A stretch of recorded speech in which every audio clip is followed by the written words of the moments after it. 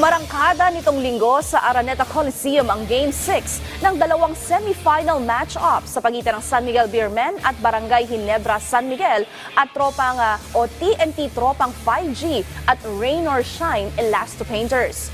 Ang buong detalye ng mga laro, yan ang alamin natin sa ulat ni teammate Daryl Oclares.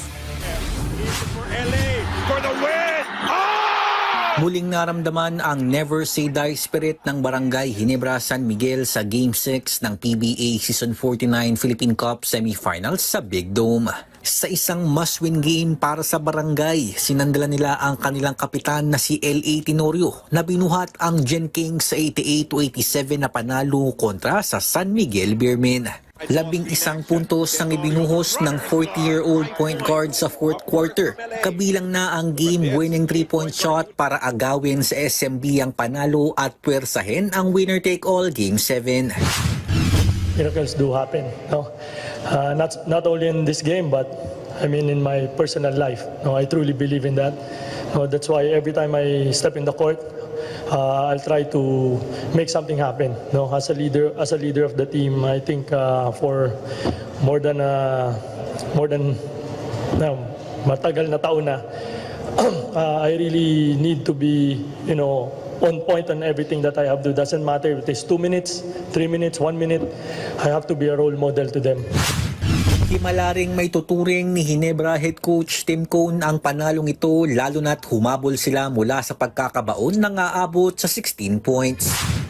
Miracles do happen, and we were grasping for straws out there all game long.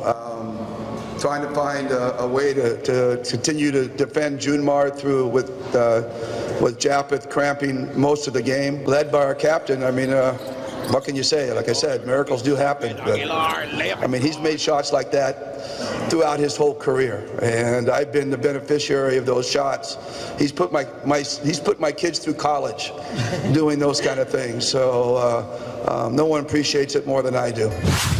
Sa kabilang panig naman, buhay na buhay pa ang Grand Slam bid ng TNT tropang 5G kasunod ng kanilang 97-89 na panalo sa Game 6 para wakasan na ang kanilang semis kontra sa Rain or Shine Elasto Painters. Dikdikan hanggang sa crunch time ang TNT at Elasto Painters na tabla pa sa 80 all bago nagpakawala ang tropa ng 14-2 run para tuluyang talikuran ang Ross at maselyuhan ang unang pwesto sa PBA Finals. Namuno para sa tropang 5G si Jordan Heading na tumipa ng 29 points, 4 assists, 3 rebounds at 2 steals. Samantalang nag-ambag naman si Brandon Ganuelas-Rosser ng 17 markers, 5 boards, 4 dimes at 3 blocks.